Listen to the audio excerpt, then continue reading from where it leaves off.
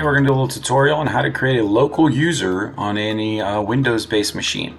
So you're going to come down and right-click your Start menu. In Windows 11 it'll be a little to the right. If you're still on Windows 10 it'll be further to the left in the bottom bar. Then you're going to come over and click Computer Management.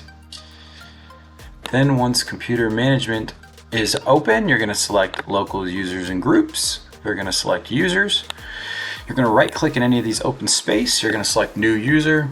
You're going to enter in your user's name with a password. You can select whether the person's going to change their password at the initial login. You can also not allow them to change their password, set their password to never expire, and then you can disable their account.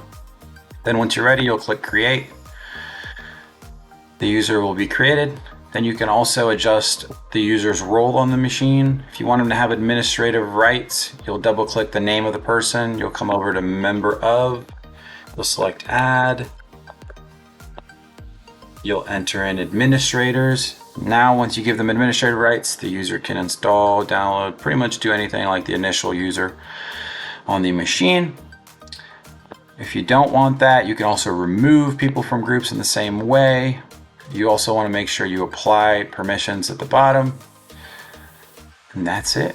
Have a nice day. Thank you.